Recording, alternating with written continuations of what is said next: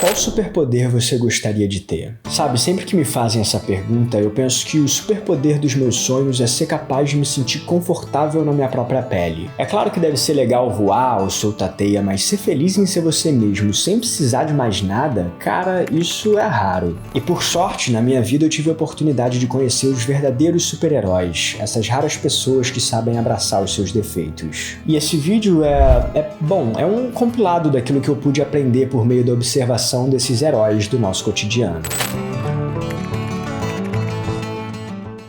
Meu pai conta que um dia, quando eu era criança, eu apareci chorando no quarto dele e que eu mal conseguia falar de tão triste que eu tava. Então ele se sentou comigo e perguntou calmamente o que havia acontecido e qual era o motivo de todas aquelas lágrimas. E eu respondi que eu tava chorando porque eu não gostava de um sinal que eu tinha na barriga, que eu achava feio e que eu queria que ele não fizesse parte de mim. O meu pai sabiamente conseguiu contornar a situação a ponto de me tranquilizar e me fazer compreender que não havia nada de errado em mim. Eu não era melhor nem pior por conta daquele sinal. E hoje em dia, sempre que eu relembro essa história, eu abro um sorriso e me assusto ao mesmo tempo. O sorriso é porque eu vejo a minha ingenuidade em chorar por algo tão pequeno e que apenas eu considerava como um defeito. E o assombra por perceber que até hoje eu tenho essas crises. Não pelos mesmos motivos, mas por outros que parecem igualmente pequenos e irrelevantes. Sabe, eu realmente acho que talvez o que mais importa na vida é aprender a ser você mesmo. Todo o tempo que nos foi concebido aqui, vivendo essa experiência, me parece ser para isso. E não é irônico o fato de que nós corremos tanto desejando alcançar outros lugares para no fim descobrir que tudo que a gente precisava estava bem aqui desde o início, dentro de nós? Eu acho que é por isso que eu invejo quem logo cedo aprende essa lição. As pessoas que se aceitam por completo e não se importam com o que os outros pensam, de alguma maneira entendem que as coisas que nos fazem mal costumam vir do lado de dentro, não de fora. Basta pensar em quantas vezes você já se machucou com as coisas que disse pra si mesmo. Nenhuma faca consegue gerar um corte tão profundo quanto os seus pensamentos. Tá tudo aqui dentro. Só você tem realmente o poder de se ferir e de se curar. E é isso que me encanta na vida, sabe? Às vezes eu percebo que se em vez de desperdiçar todo o meu tempo olhando para os meus defeitos, eu me dedicasse a me aceitar como eu sou, eu seria mais feliz. E esse é um gesto tão pequeno, né? Aparentemente tão simples. Mas eu acho que é como Pedro Salomão diz em um de seus poemas, o mais alto grau de complexidade é conseguir ser simples. Essa é a contradição, não é mesmo? Por um lado, eu e você queremos ser como as pessoas que não se importam com seus defeitos e com o que os outros pensam. Mas por outro, é justamente essa vontade de ser como elas que nos impede de aceitar quem nós somos. O que fazer então?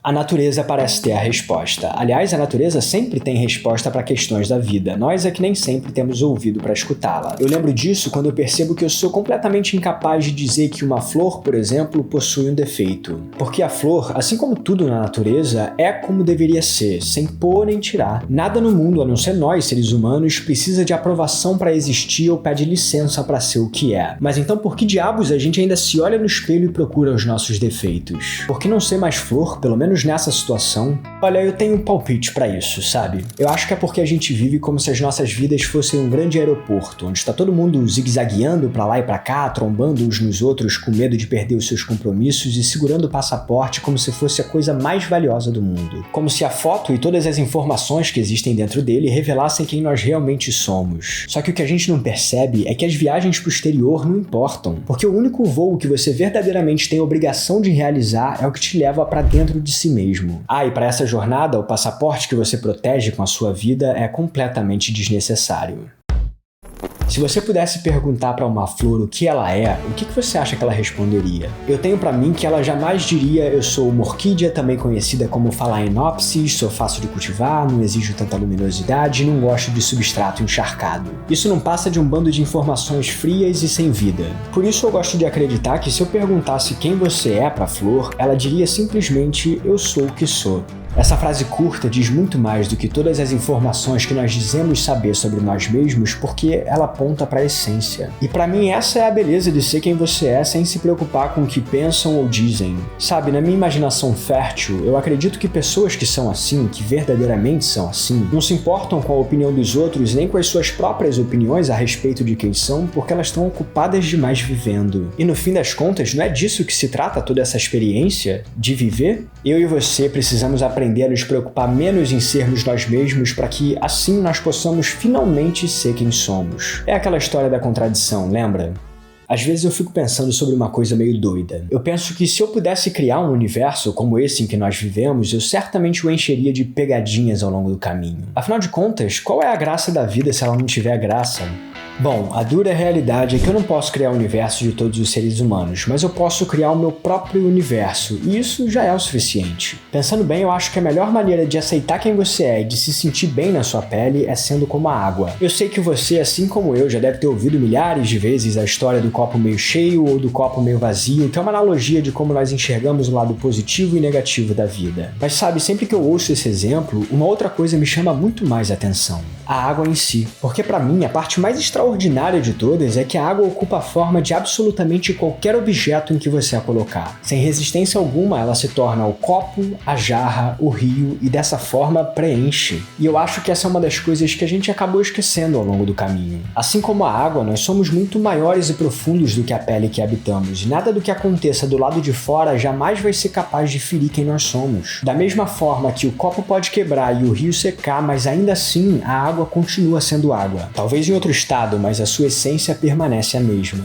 E lembrar disso me traz um pouco de tranquilidade, porque me faz perceber que, por mais que eu passe a maior parte do tempo distraído lutando contra os problemas do cotidiano e os defeitos que eu enxergo em mim mesmo, eu sou maior do que tudo isso. Assim como a flor, eu sou o que sou.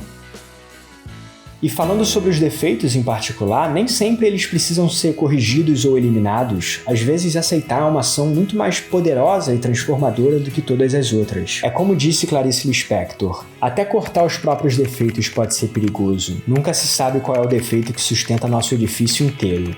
Tá aí, eu acho que ser você mesmo e se sentir confortável com isso talvez seja mais simples do que a gente imagina. Basta parar de correr pra todo lado e ouvir o barulho da cachoeira que existe do lado de dentro. E assim, sem precisar de capa, sem precisar voar ou lançar teia, você se torna um herói de si mesmo. Se você quiser saber um pouco mais sobre esse assunto, eu recomendo que você clique nesse vídeo aqui, no qual eu utilizo o filme do Hércules para entender melhor sobre como as nossas esquisitices e o que nós escondemos do mundo podem ser, na verdade, as nossas maiores qualidades. Te vejo por lá.